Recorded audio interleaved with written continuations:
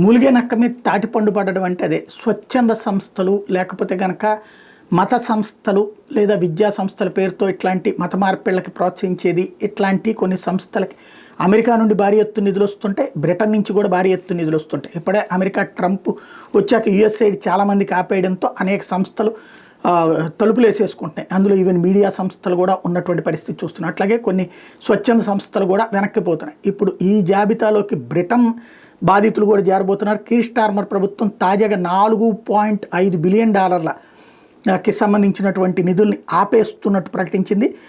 ప్రపంచవ్యాప్తంగా ఉన్న 138 చారిటీలకి ఈ మేరకు లేఖలు రాసింది. స్టార్మర్ ప్రభుత్వము వరుసగా నిధులు ఇవ్వలేం అన్నటువంటి కోణంలో చెప్పుకొచ్చింది.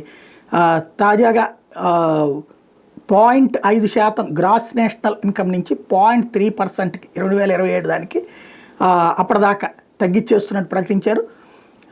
ఇంతకుముందు ఈ లెక్కను చూసుకున్నప్పుడు 2023లో $4.3 బిలియన్ ఆర్ 28% ఏడు బడ్జెట్లో నుంచి వచ్చేటటువంటిది. ఇప్పుడు అది ఆగేటప్పటికి కొత్త కష్టాలు రాబోతున్నాయి.